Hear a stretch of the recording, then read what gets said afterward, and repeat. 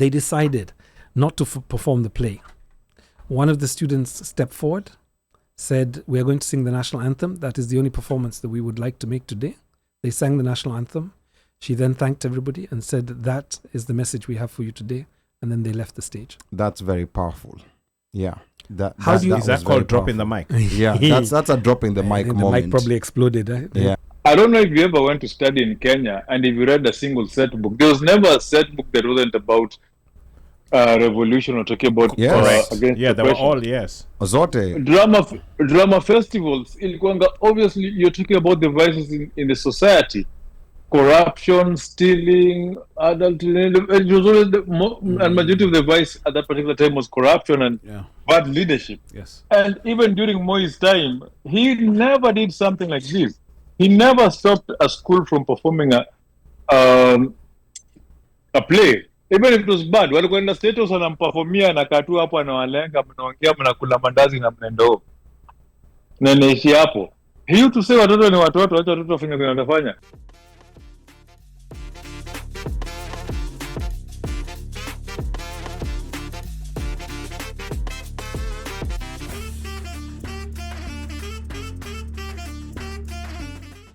Now, I wish to address Jakarabondi. And Jakarabondi, thank you so much for tuning in and giving, like some of your views. Jakarabondi is saying someone is labeled home guard for expressing a divergent opinion. The reason why I'm saying this is because we live in a world right now, even part of the reason why we have a President Trump is where, and I think we're having this discussion with Bandio either last week or a few weeks ago, whereby, where are we debating on an issue, there's difference in opinion, and then there's an issue of this is white. Then someone comes and says it's blue. Then now we start creating a conversation. Is it blue or white? Mm-hmm. When it's clearly white, and that is what needs to stop. That is what needs to come to an end. So the Gordon Opios, the Dennis Itumbis, I don't care if you go tell them this.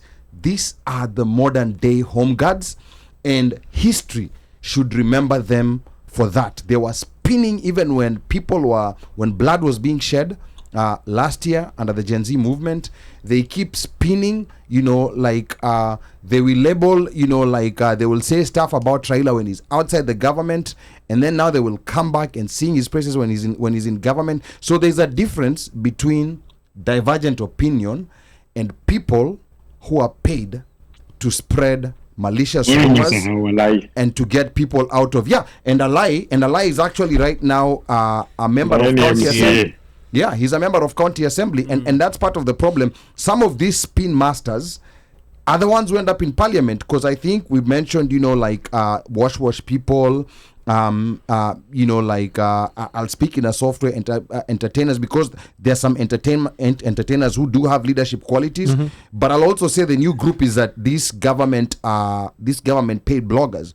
Some of them are getting their way into the halls of power and into electoral politics, and these are the people who are going to be making decisions on how much money is going to be coming off your paycheck. And to say, and I'm sorry to say this, but they can get good at spinning that stuff. Yes, they are good at it. Absolutely, it's a bad thing. Yeah, but they are good at it. Okay.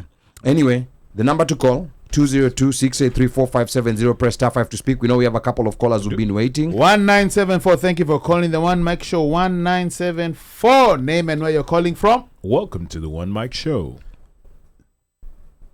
This is Sambaza from Dallas, Texas.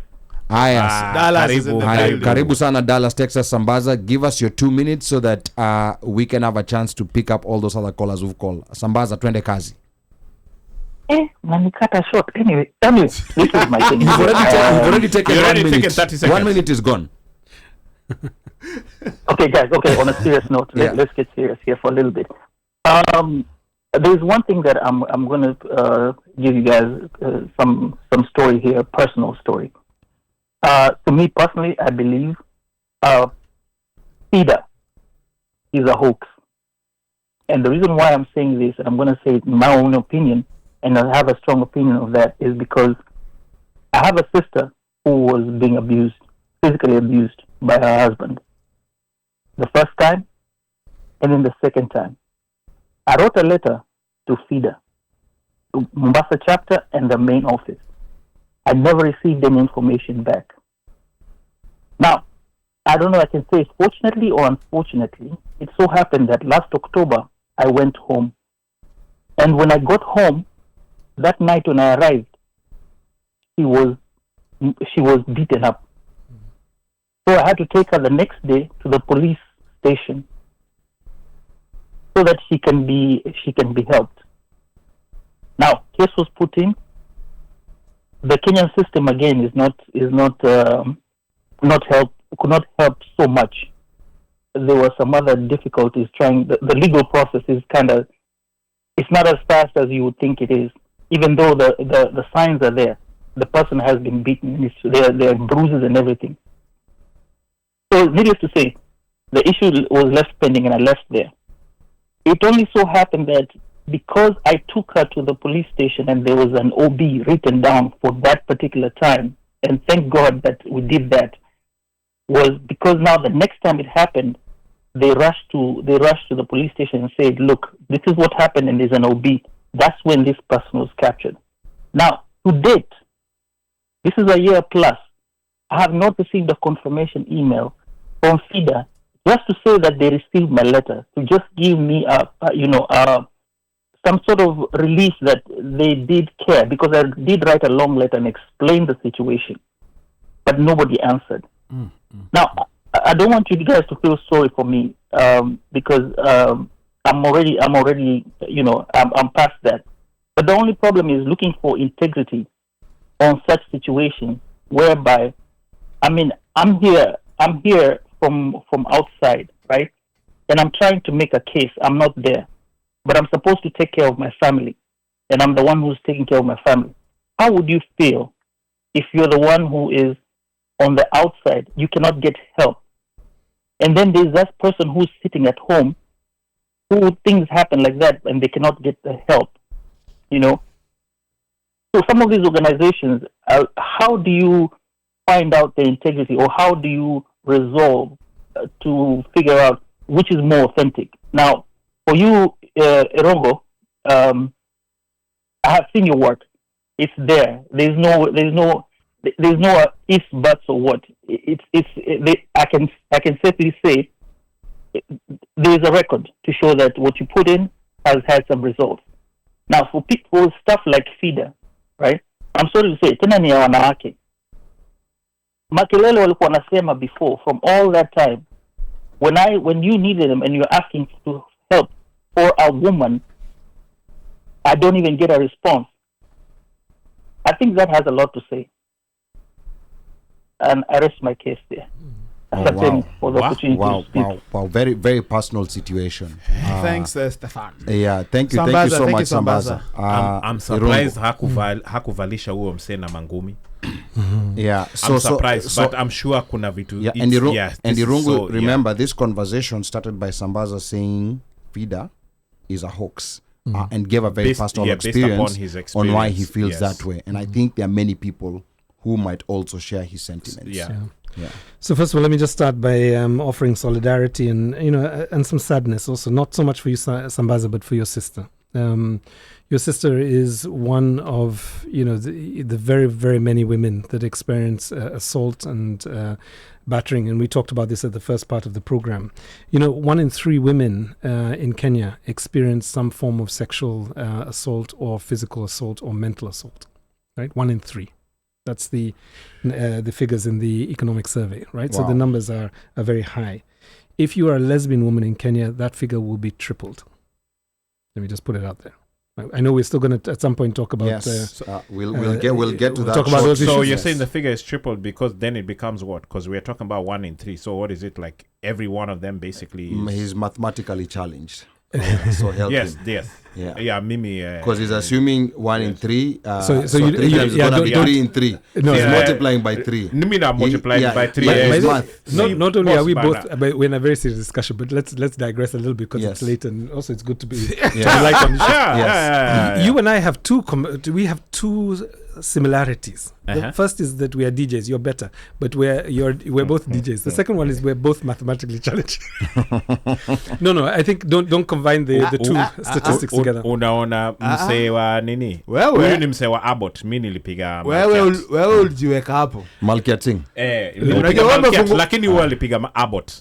Umefungwa mdomo. He knows what I'm talking about. That's Okay, okay. sawa. That's okay. Let me come back to Sambaza's complaint. Yes. So the first thing I guess if you get the statistics, the first thing to get is that actually there are a lot of violations taking place. Now, this is not to excuse what happened in terms of FIDA.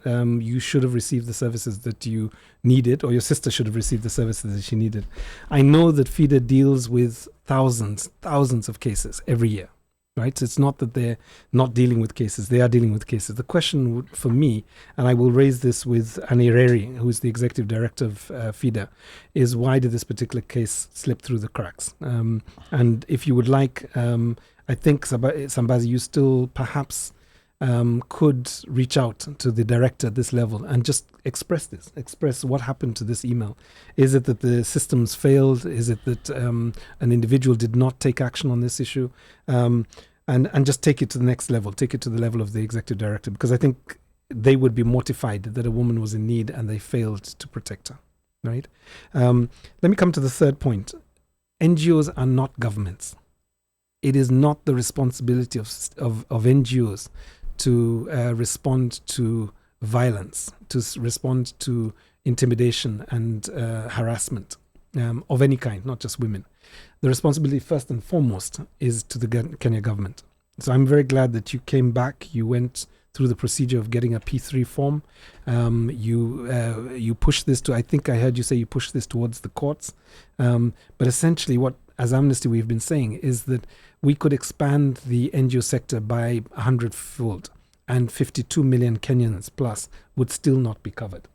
What we have to do is we have to demand that these services are located in the state that we pay taxes to, and that the state remains responsible as the duty bearer for these issues. NGOs can do as much as they can, but ultimately we have to get a state that responds to this.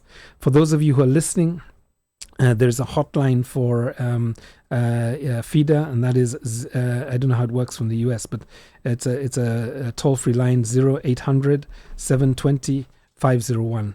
If that does not work, there is another organization called CREAW, which is CREAW. They have hotlines, and there is a third organization called COVAO that has a hotline also. So there are at least 5 organizations that you can reach out to if you are not able to get support from one organization. And again, let me just end by just saying I'm so sorry for your sister. I hope you get justice, and I hope the perpetrator is, as we've said earlier in the program, is essentially is held accountable and taken through a justice process. Is Usikimia one of these as well? Usikimia will provide safe houses, but they may not necessarily take up a legal case. I think that's the issue. The other thing about FIDA I should mention is that FIDA primarily focus, because there are just so many cases, it focuses on cases where women cannot afford legal services. I often tell people, if you can afford a legal service, we can give you a list of lawyers that will prosecute this. You don't need to go to a human rights organization. You can file this in your case. And I think just to say is that we will not be safe as a country until, the statistic of 1 in 3 women are at risk turns to a 1 in 3 statistic that for every 3 people there is one person who knows how to essentially take a woman through a P3 process, take them to a doctor, take them to a police station, make sure that they file the case, find a lawyer for that person, and protect the woman, because she ultimately will be the main witness. And that's what we need to do. Create something like I guess it would be 200 million human rights defenders in Kenya. That would make a difference. And it's a very tedious process, by the way. Takes time. Just to file that for domestic, because you Takes have to go to the doctor, get a report from the doctor, come back to the cops, and then when you come in there, especially if you're females who are complaining about a male, the reception is not the best. Yeah. Yes. Let me just correct that slightly, just because people might do this literally. Although online on any of the NGOs, they have a number of pathways towards justice. You actually have to go report the crime to Yes. the police station first, Yeah. and then the police will give you a letter to take to a doctor, Medical. a public doctor, to do a P3 examination, and then it comes back, Okay. and then the process starts. Okay. Yeah. All right. But you got there. Very, Okay. very Thank you. important Thank you. information. Before we go to 7874, I wanted to say, you said 1 in 3, whatever, and I think I saw his mental mathematics. My just- dafu was Yes. mine was 3 times totally 3. challenged. Actually, Yeah. I just saw it, like that meme, that gif of that yes, my triangular, just Unajua watu walilala time ya hesabu. So unasema mini muzi. sijasema hivyo. I'm just saying madhafu Yeah. is a problem. Yeah, Now, before we take the caller, want to Yes. remind the listeners that we are still going to talk about the Butere Girls Echoes of War play, and we are still going to talk the elephant in the room, LGBTQ issues in Kenya.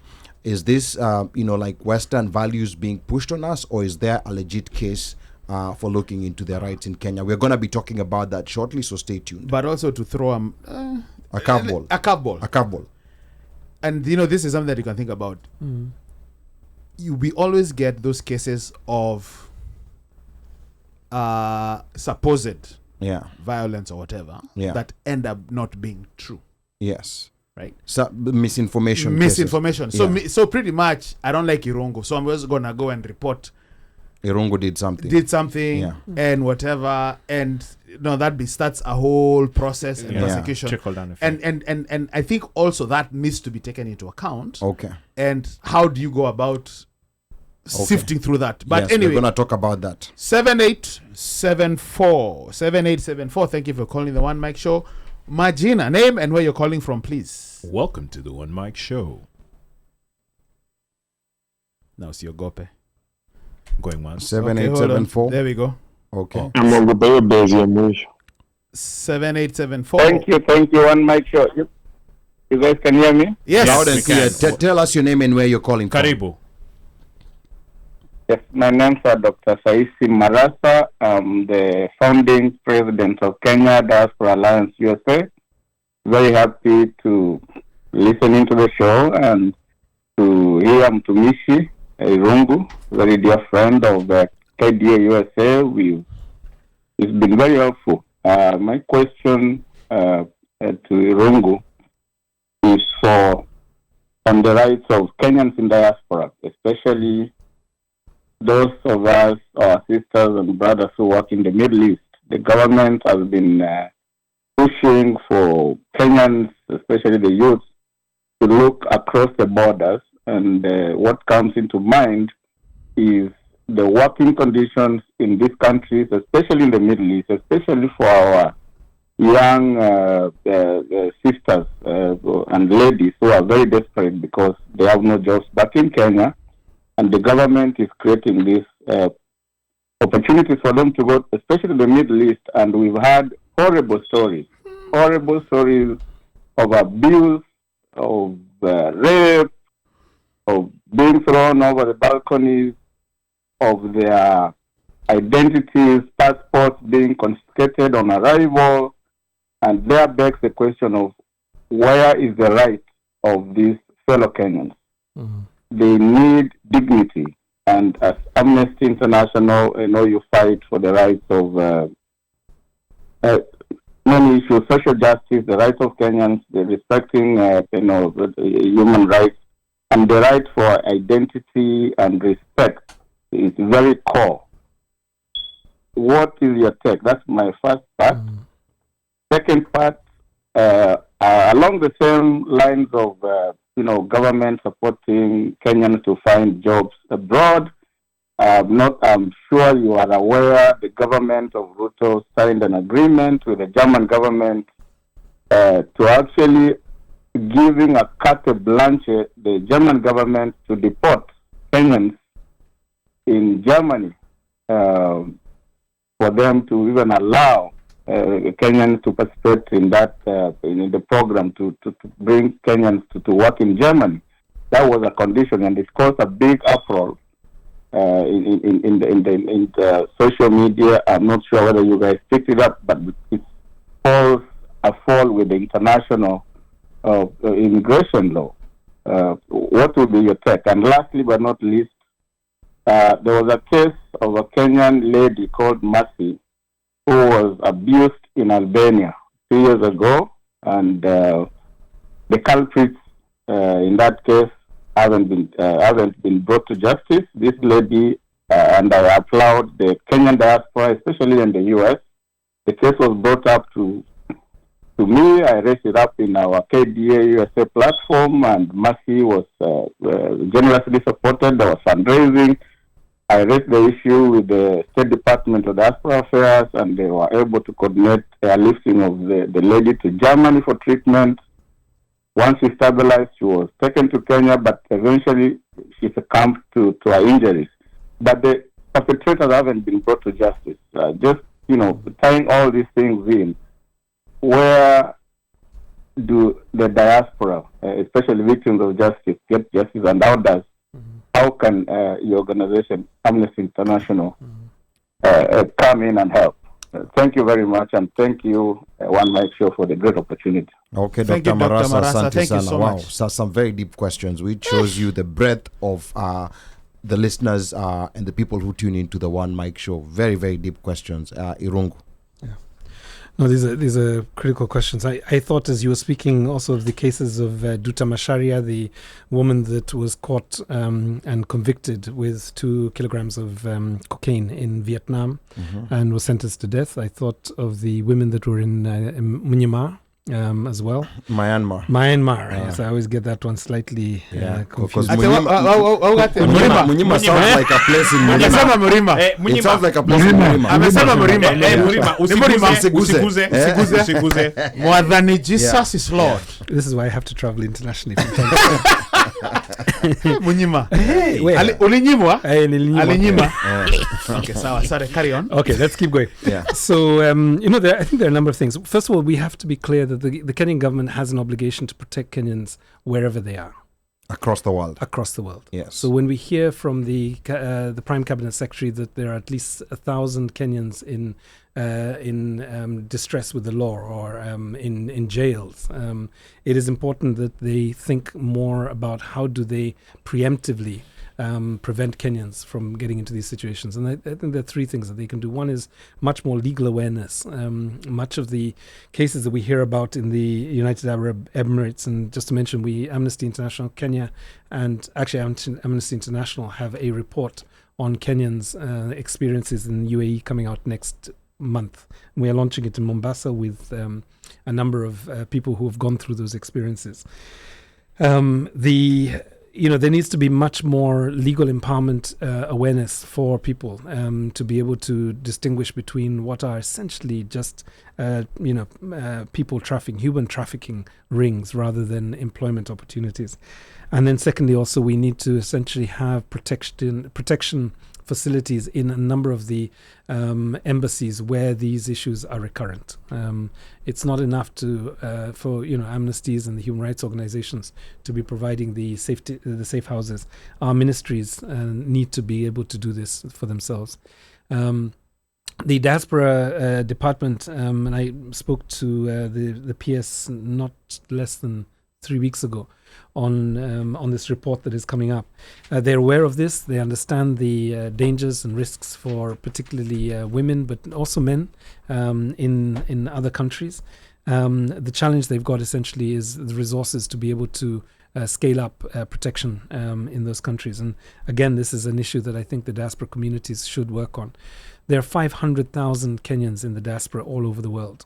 If you put them all together in one country, they would be the equivalent to the population of Embu, of the Murima. Murima. Murima. Yeah, the Embu in Murima. Yes. Not Munyima. Not in Murima. Yeah, okay. And not in Southeast Asia. Yeah. About 50% of those, the diaspora, are in UK and the US. But actually, I think what we really need to see now is for diaspora communities to start organizing themselves to protect themselves, because in many of these countries that Kenyans are, resident, the host populations are becoming much more xenophobic. They are becoming anti-immigrant, and therefore there is great risk for Kenyans. One of the questions that I tried to resolve, while I've been here, is this story that went viral in Nairobi that Kenyans had turned on each other to report them to ICE, and it seems that story was false. It was fake news. Very fake. Yeah. But I think we still need to take time to actually ensure that people who are identified, targeted, profiled, and are in danger of being deported have the legal support that they need to be protected. Wow. So quite profound information here. So Dr. Marasa, I hope your question was answered, and asante sana for giving us a call. I think we have another caller. So we don't have another caller. Yeah, actually, just a few comments here that I'm gonna go through. Hulda Momanyi Hillsley, that our Kenyan rep, who's a rep in the state of Minnesota. She says, great discussion. I'm so sorry for the gentleman. And Hulda is someone you need to know, Irongo, because he's a U.S. government official. I meant she. That's what I said. You are just checking. Yeah. Okay. But you guys realize something. Bantu languages do not have genderized pronouns. Yes. Do you guys realize that? Yeah. Okay. Yeah. So that's an English issue. English so, is not a Bantu. So I have an excuse. And so my is not very easy for. Yeah. English I see where you're coming from. I see where you're coming from. I see where you're coming from. Hata mambo na Murima. Yeah. Hii Murima hii. Yeah. Murima ati Murima. Huyu jamaa kwa na first aid of English. Atana na yeye. Aya, so Jamaa tudanganya hapa di Bantu. English si Bantu language. Aya. Mwaura Muroke anasema great conversation. Mwaura, we have to have you in the studio. Kwanza huyo hot seat anaingia ajitayarishe. Yes, very soon. Get ready. And then Stephen Batio saying my issue was unique, hence going to FIDA, and I was also recommended by a local woman rep. The premise was to have a record. It's complicated. So understood. So thank you so much. But I think that's the procedure. You first record. You get like you said. Yes. You get an OB. Yeah. And then now you can use that to. That OB is a problem, man. You have to go there 4 or 5 o'clock in the morning. Yeah. Kupiga laini kupata hiyo. Am I lying? Yeah. So it depends which police station. Yes. But my argue, less than 5% of this is the figure in the economic survey, but less than 5% of the crimes are actually reported in Kenya today. Wow. And which means that every statistic about crime is probably underreported. That's the first thing. So I think the first thing is to encourage people to report crimes, because if you leave people feeling that they can get away with criminal behavior, what you do is you license them to continue doing it. Yes, right? and So people lack confidence. They feel like if I go report, which also I believe happen, you license guys to take matters into their own hands. Yeah, nothing will ever happen. Yeah. So again, the number to call is 202-683-4570. Press *5 to speak. YouTube, we are not ignoring your comments. I know there's a couple of questions that even Val, who's actually somewhere within the building, who was asking. We're going to get to those questions, but I don't want us to lose this what's in people's minds, what's been on the news this week, and that's we're going to revisit the Butere Girls play and the government's crackdown on literature and performance. Now, Rungu, what power does art really have that makes like people in power, makes the regimes, very powerful people, fear it? And just going back to that Butere Girls situation, for those who are not familiar with it, like Butere Girls High School, they were about to go perform the play Echoes of War, written by Cleophas Malala, who's been writing plays for them for a number of years. The play got stopped, and there was actually a crackdown by police and brutalization of school children. So maybe what laws, for example, did that play break, if any, to justify action from police? And I'm asking this from a very man on the ground perspective, because you saw there was someone who came on the comments and was saying, why are this being used to indoctrinate our children into politics? And there were also politicians who are bringing this idea of indoctrination, and going back to that case of when you have politicians who cannot read laws, but they're spin masters. They start talking about things that do not exist. And I call them, including the politicians who are doing this, modern day home guards. But let's get back to the echoes of war. Irungu. I think anybody who has been following what has happened with the Butere Girls' School has to be inspired by what we saw, right? And yes, there was a lot of brutality. There was unlawful use of state power to try and stop these young students from being able to perform this play. But ultimately, I think we have to come away with a sense of pride, right? I'll explain this in a minute. So in 2000, I think now looking back at it, 2013, there was a play called Shackles of Doom. The National Drama Festival tried to ban it. People went to court. I think parents went to court. They got a court ruling that actually they could not stop it, that the laws of sedition had died a long time ago and it could not be withheld under the new constitution. In 2025, another play, Echoes of War, was again written by the same Cleophas Malala. The attempt was made to try and block this play, which had gone through several levels of approval. I think they were at the county level, there was the regional, and so on. And then the headmistress, so the principal, declared that she was going to close the entire school, and she did, of 1,642 students, in order to stop 50 students from performing a play. Wow. Right? So 1,642 students were sent home in order to prevent one single play from being performed. Then showed up a millennial by the name of Hanifa Mango. She was a former student. She was also a former actress. She was actually in the Shackles of Doom. And she, perhaps because of that experience, went and studied law. So she's now a practicing advocate of the Court of Law. She sued the Ministry of Education. Wow. And she won. She got court orders that the rehearsals and the performance must continue. Mm-hmm. The play must be performed in the way that it has been designed, according to the script. And thirdly, that the Ministry of Education was restrained from putting any pressure on the principal to either stop the play or to close the school. So a court order was delivered. The children then began to prepare to go back to rehearsals. Police officers then tried to stop the students from rehearsing. They then approached the playwright and refused for the playwright to essentially accompany the students to coach them. And that morning, when the festival gave them a moment to perform, the festival decided that they should perform at dawn when there would be no audience. Wow. Right? So this is the unlawfulness, the shocking treatment of essentially what is an artistic expression. What was the play about? The play was essentially a play about Gen Zs. It's about intergenerational tension. It's about a divided kingdom. And what the playwright had done is he rewrote Shackles in the version, I guess you would say, like, this is the current context. The current context of the Gen Z, right? And therefore, it is a powerful representation of the songs and the artistry and the protests that happened last year. Now, the significance for me was twofold. One is that a millennial went to court to protect alphas against.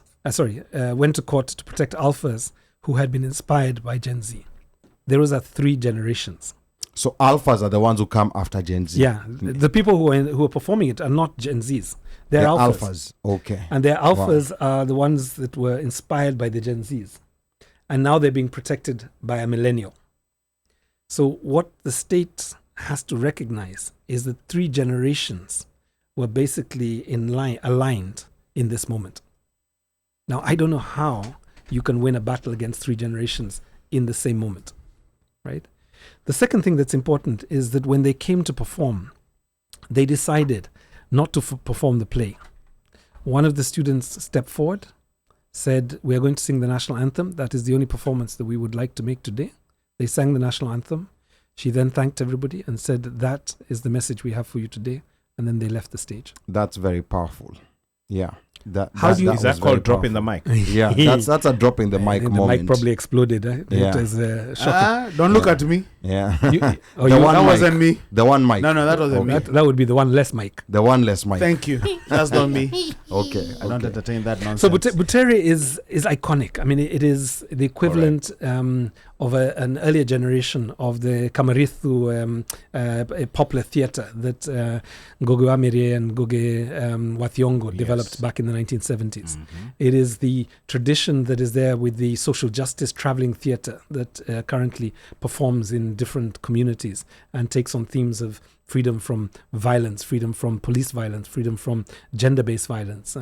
So, I think what we have there in this moment is, yes, an appalling situation, but you also have scenes of courage. You have scenes of, determination. And if anybody listened to that young representative from Butere say, we are children, we deserve to be heard, why don't you just leave us alone? Wow. I mean, and that is sad that children are in this situation, Mika.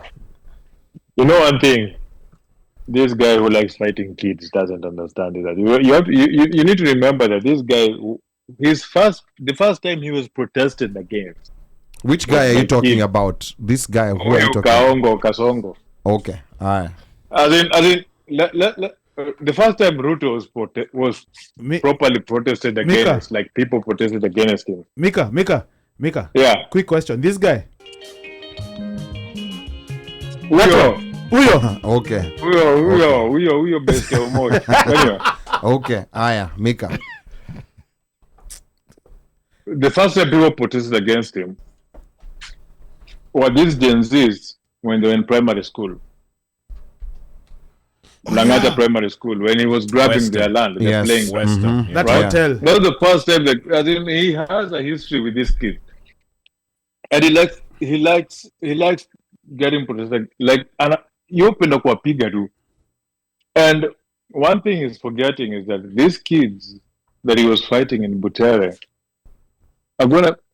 half of them are gonna be in the ballot box in 2 years' time. Yes. They'll be voting, yeah. They'll be voting. And some will be vying. Right? So it's time that they should forget their archaic ways of doing politics and start figuring out that it is a reality. These young voters are not stupid. The base is not the same. Milo lukomezoea kudanganya kila siku. The base is not the same of what wamekatu chini watakusikia tumwambia. Now you're telling parents that can you teach your children. Then you're having guys, what was that guy was telling here we should not use students to talk political things. I don't know if you ever went to study in Kenya and if you read a single set book. There was never a set book that wasn't about revolution or talking about against they were all Zote. Drama festivals. Obviously, you're talking about the vices in the society. Corruption, stealing, adultery. It was always and majority of the vice at that particular time was corruption and bad leadership. Yes. And even during Moi's time, he never did something like this. He never stopped a school from performing a play. Even if it was bad, walikwenda status anamperformia na katu hapo anawalenga mnaongea mnakula mandazi na mnendo. Na naishi hapo.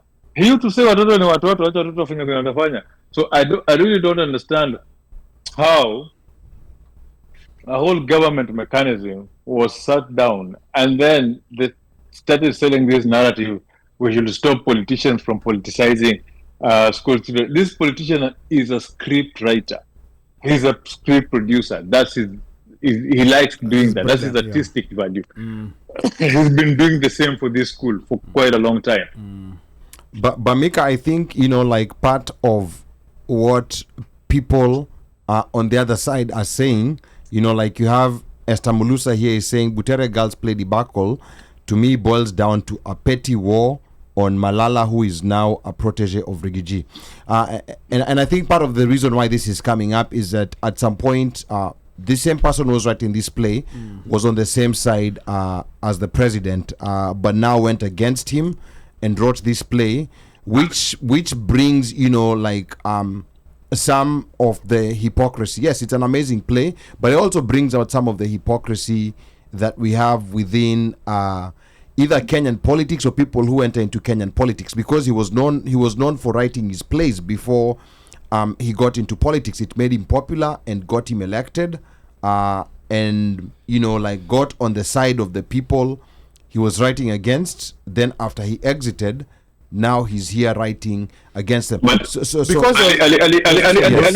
me respond to that. Let me respond to that real quick, right? The one thing we can talk about is Malala doesn't just write plays alone. He's a businessman. He has the other ventures that they could have attacked him. If they wanted to deal with him as a politician, they could have dealt with him as a politician through other different ways, right? I agree with you, Mika. Hold up. Even when he was, I don't know if you guys have even if you went back to last year's play and the year before play, they were not plays that were praising the government.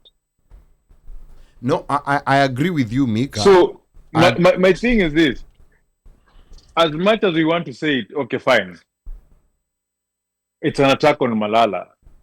But there are so many ways you can attack Malala without trying to politicize. Because the only people who brought politics into this play is the government.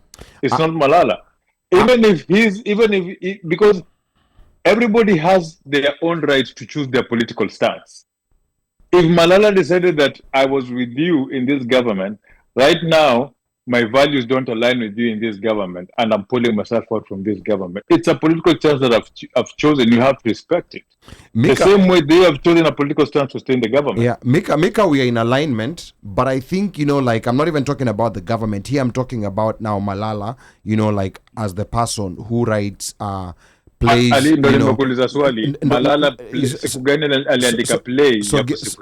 So give me a chance to answer, Mika. Give me a chance to answer.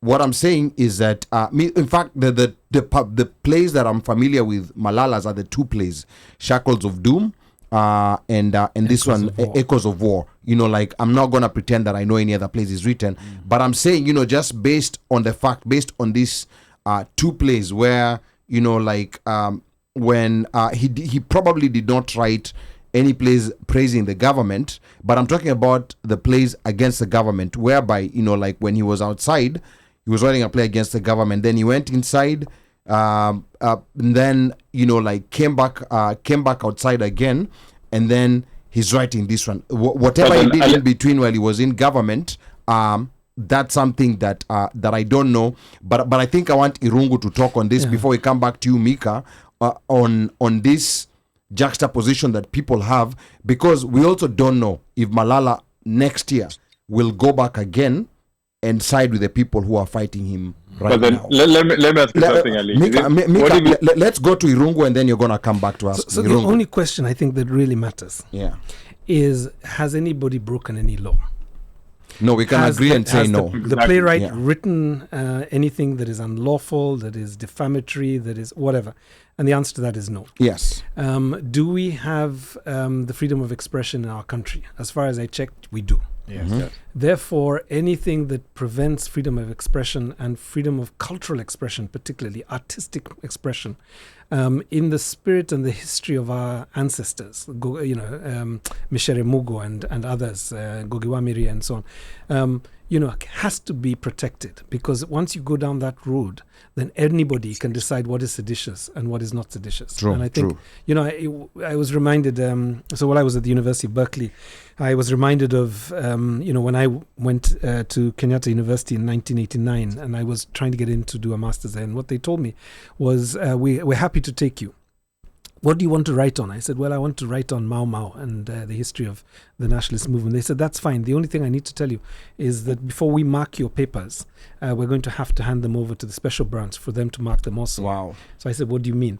They said, well, it's actually just practical, because if we mark them and give you an A, and then they're seen by special branch, you get arrested and detained, and we also get arrested and detained. So we just figured the best thing to do is let the special branch mark the paper first, and then we'll mark it and give you a grade. Wow. This is a true story. And they were telling you this. It wasn't even like and implied. This is actually a lecturer telling me, I'm happy to supervise you, but I'm telling you how we're going to supervise you.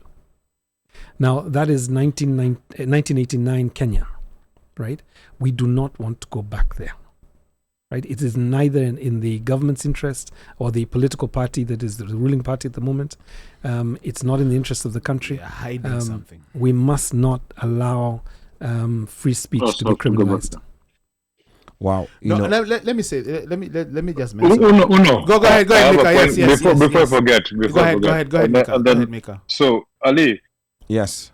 And Rungo has mentioned it quite well when he was asking about if there were any laws that were broken or if there was any stifling and anything. Because the thing is this, in politics, right?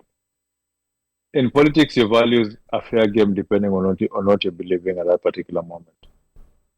You can, and that is how we can see that we can. The same guy who's sitting in office right now stand on his president and campaigned against him the whole 4 years, and it was deemed okay. And it's the same way that Baba right now is singing in praise of the government, right? It's based on what you feel that it's going by a value at that particular moment. Now, even if the play was to highlight what was happening in the country, or was supposed to highlight something that happened into the country, can we call this a situation of where the shoes fits? Because the shoe fit in the government's point, and they retaliated in a way whereby if they had ignored the play, people would not even have known about the play. Absolutely, yes. People would not have looked for the script of that play. Mm-hmm. So if there's anybody who actually turned this thing political, it's them. So I kind of don't know, like what their goal really was by trying to crack down on the specific play, because we've seen this script before. I would never have watched Shackles of Doom that was 10, 11 years ago.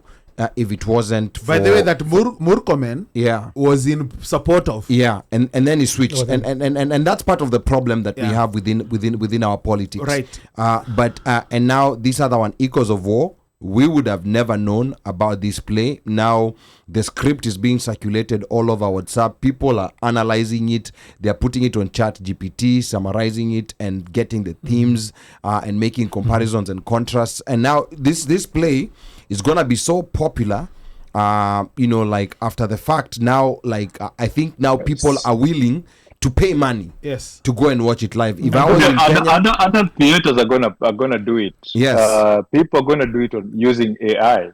Yeah, and just create a play out of it using it. There's so many ways of how you can do this, and then there's also using AI to translate it into other languages. Yeah, and that is the point where anyway. Yeah. But I was gonna say. But But let me say this.